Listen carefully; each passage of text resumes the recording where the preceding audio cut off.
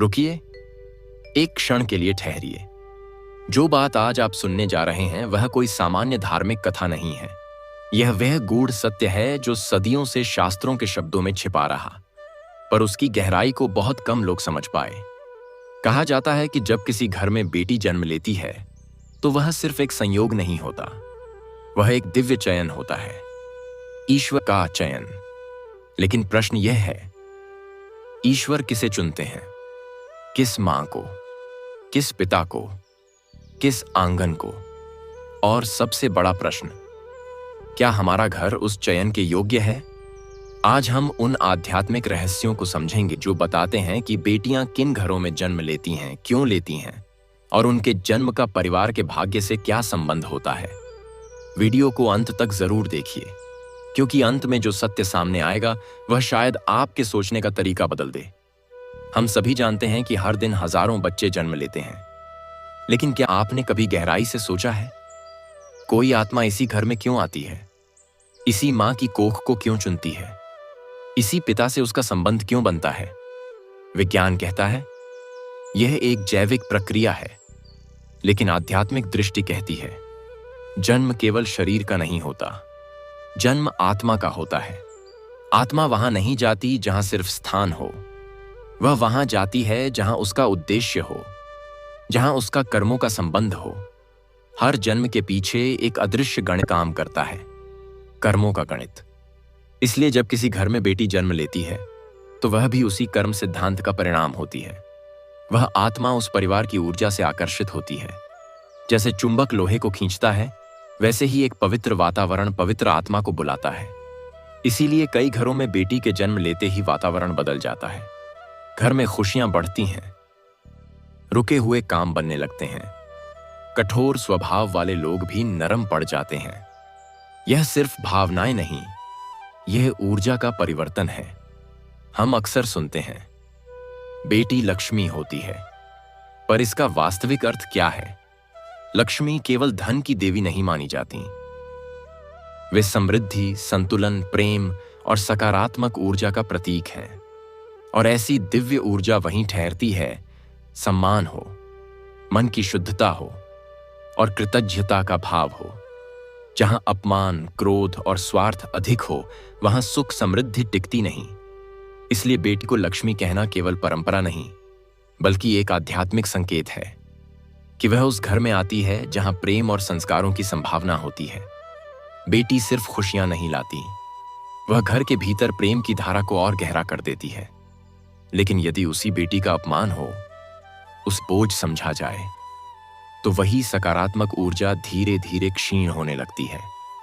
अब प्रश्न उठता है, क्या हर घर बेटी के योग्य होता है? आध्यात्मिक मान्यता कहती है कि कुछ विशेष गुण ऐसे हैं जो किसी घर को बेटी के जन्म के लिए उपयुक्त बनाते हैं। पहला गुण, नारी सम्मान। जहां मां को केवल जिम्मेदारी नहीं, आदर मिलता है, जहां बहन की आवाज दबाई नहीं जाती, जहां पत्नी को जीवन साथी समझा जाता है, सेविका नहीं। ऐसे घरों की ऊर्जा कोमल और संतुलित होती है, और कोमल आत्माएं वहीं जन्म लेना पसंद करती हैं। दूसरा गुण, संवेदनशीलता। जो परिवार दूसरों की मदद करता है, जरूरतमंदों का सहारा बनता है, पशु पक्षियों तक के प्रति दया रखता है, वहां करुणा का वातावरण होता है। बेटी को करुणा का स्वरूप माना गया है। करुणा उसी स्थान पर जन्म लेती है जहां पहले से दया मौजूद हो। तेरा गुण, पूर्वजों का सम्मान। जो परिवार अपनी जड़ों को याद रखता है, पूर्वजों के संस्कारों का सम्मान करता है, परंपराओं को संजोकर रखता है, वहां परिवार की ऊर्जा स्थिर रहती है। बेटी को कई बार परिवार की परंपरा और संस्कारों को आगे बढ़ाने वाली कड़ी माना जाता है।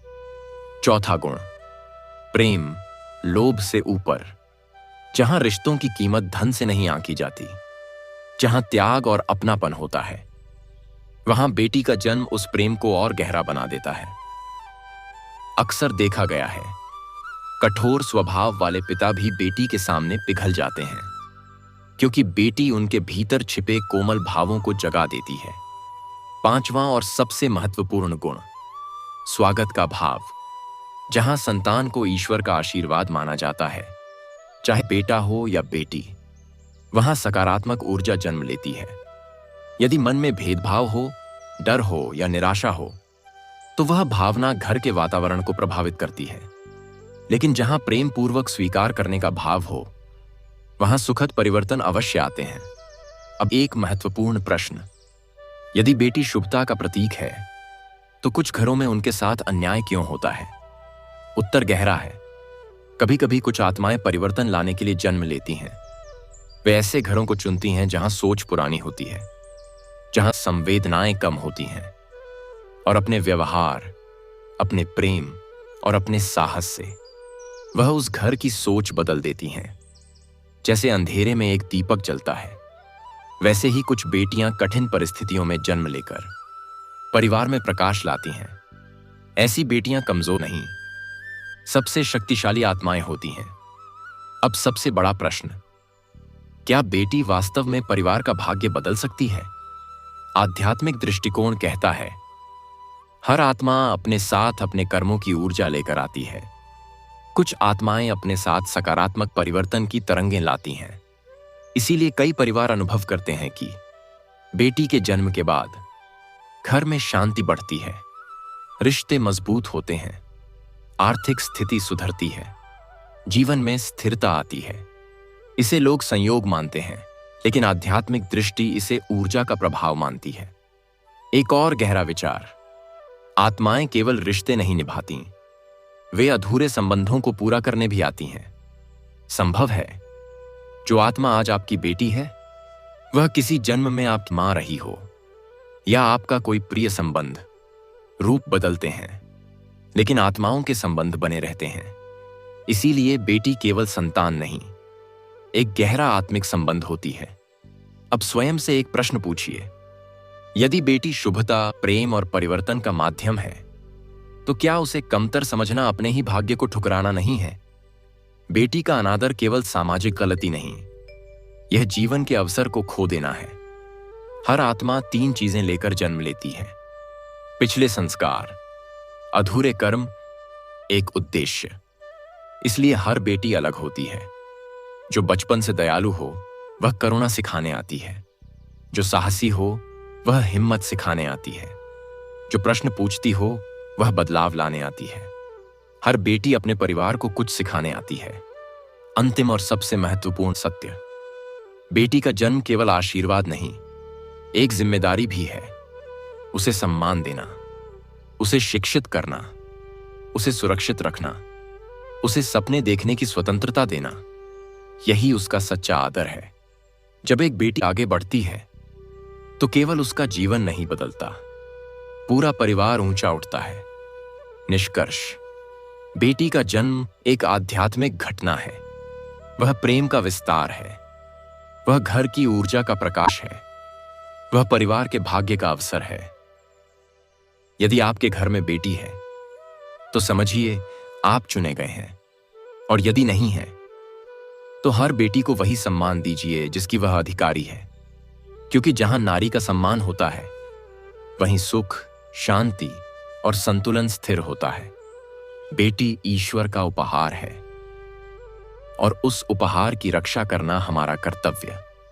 अगर यह कथा आपके दिल को छू गई हो, तो इसे उन लोगों तक जरूर पहुंचाइए जिन्हें यह सुनना चाहिए। चैनल को सब्सक्राइब करें और कमेंट में लिखें, बेटी हमारा वरदान है। फिर मिलेंगे एक और गहरे रहस्य के साथ। जय श्री हरि की।